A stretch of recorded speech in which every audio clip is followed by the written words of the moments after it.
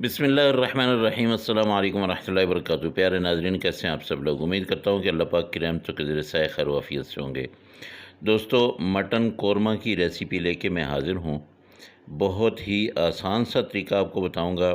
कोई लंबी चौड़ी तकरीर नहीं करूँगा, कोई लंबी वीडियो नहीं बनाऊँगा। इंशाल्लाह बहुत ईज़ी तरीके से आप जो है मटन की कोरमा बनाएंगे। सबसे पहले आपने क्या करना है कि 1 कप आपने ऑयल लेना है, कढ़ाई में डाल लेना है और इसको गर्म कर लेना है। ऑयल गर्म हो जाए तो आपने इसमें 4 प्याज दरमियाने साइज़ के लेने हैं, उनको लंबा लंबा काटना है और आपने इसमें डाल देना है। इन प्याज़ों को आपने सबसे पहले ब्राउन करके साइड पे रख लेना है। इनको आगे चल के क्या करना है वो मैं आपको बताता हूँ।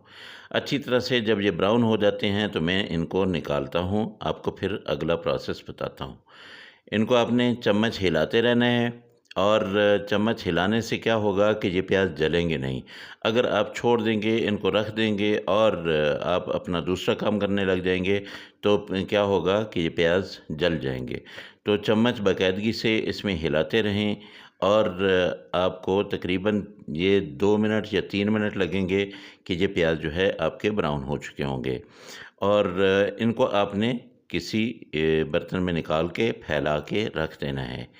इसके बाद आपने क्या करना है कि गोश्त लेना है, गोश्त को अच्छी तरह से आपने धो लेना है और उसको आपने इसी ऑयल में, ये जो ऑयल बच गया हमारे पास, इसी ऑयल में आपने ये गोश्त डाल देना है। इस गोश्त में ये बोनलेस नहीं है, इसमें हड्डियाँ भी हैं, इसमें चर्बी भी है।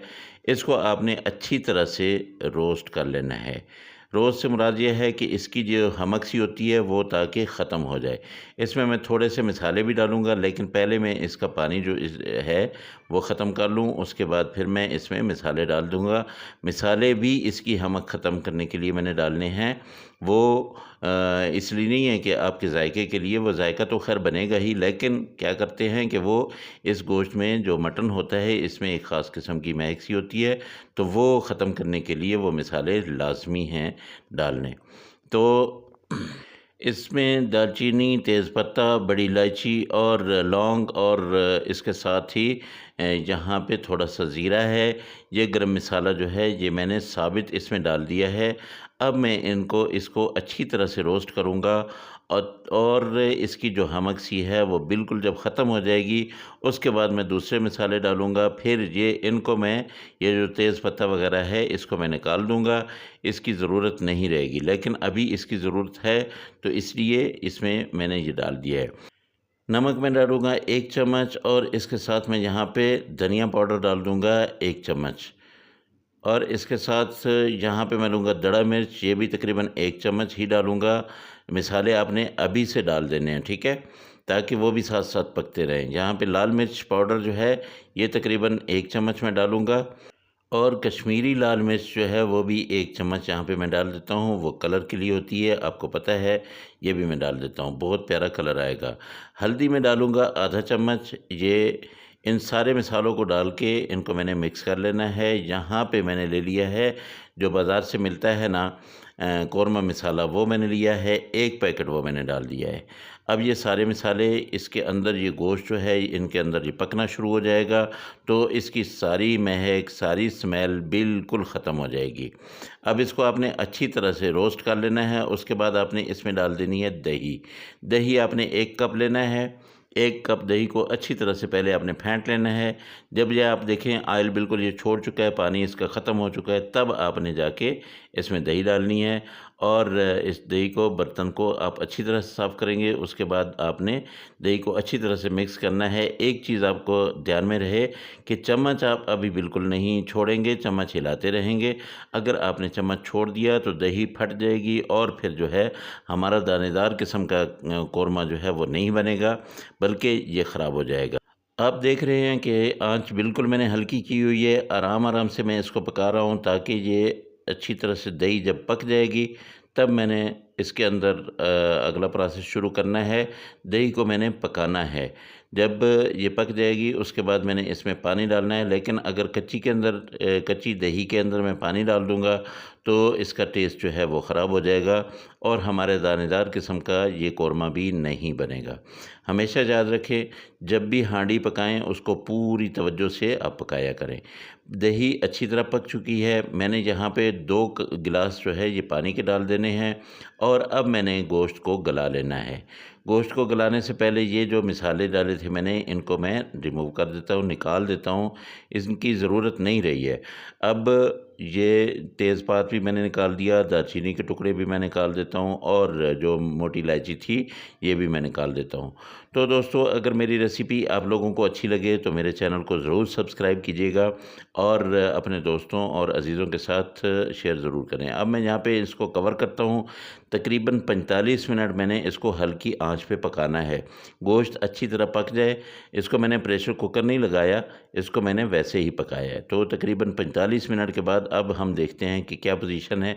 ये देखिए, ये इतनी सी आंच मैंने रखी है, इससे ज़्यादा नहीं रखी है। माशाल्लाह गोश्त जो है ये तकरीबन गल चुका है। यहाँ पे आप देख लें कि आपने ग्रेवी कितनी रखनी है। अब जो प्याज हमने ब्राउन करके रखी थी, उस प्याज को मैं क्या करूँगा कि कूंडी में डाल के उसको मैं मैश करूँगा, उसको पेस्ट बना लूँगा और उसको इसमें डाल दूँगा। लेकिन उससे पहले आप देख लें कि जितनी आपने ग्रेवी रखनी हो उस हिसाब से पानी बाकी हो। जितना मैंने पानी डाला था ये तकरीबन उतना ही है। ये देखिए, ये प्याज मैंने इसमें ये पेस्ट बना हुआ है, देख लें कितना ज़्यादा प्याज था और कितना कम हो गया है। अब इस प्याज ने हमारा मसाला जो है वो दानेदार बनाना है, हमारी ग्रेवी को दानेदार बनाना है। आँच अब मैं थोड़ी-सी तेज़ करूँगा, थोड़ा-सा इसको मैं पकाऊँगा क्योंकि मेरे हिसाब से मेरे लिए ये ज़्यादा ग्रेवी है। इसको मैं जब पकाऊँगा तो ये थिक खुद ब खुद होती जाएगी और ये दानेदार जो है ये बनता जाएगा। अच्छा, प्याज को आपने कभी भी ग्राइंड करके नहीं डालना है। यहाँ पे मैं थोड़ा-सा रूह केवड़ा डाल दूँगा, 1 ड्रॉप। आपने सिर्फ़ 1 ड्रॉप डालना है, इससे ज़्यादा नहीं डालना है। ये 1 किलो गोश्त की मैं आपको रेसिपी बता रहा हूँ, इसके हिसाब से आप अगर ज़्यादा बनाना चाहते हैं तो फिर आप देख लीजिएगा। ये देखिए, ये बिल्कुल दानेदार किस्म का ये बनता जा रहा है। जैसे-जैसे ये अब पकेगा ना, वैसे-वैसे ही जो है इसने दाना बनाते जाना है और इसमें हम चम्मच हिलाते जाएँगे आराम-आराम से, सुकून से। बिल्कुल गोश्त गल चुका है हमारा, बस थोड़ा-सा मैंने इसको खुश्क करना है। माशाल्लाह ये देखिए, मैं इसको दम पे रख रहा हूँ, थोड़ी देर के लिए मैं इसको दम लगाऊँगा, तकरीबन 3 मिनट।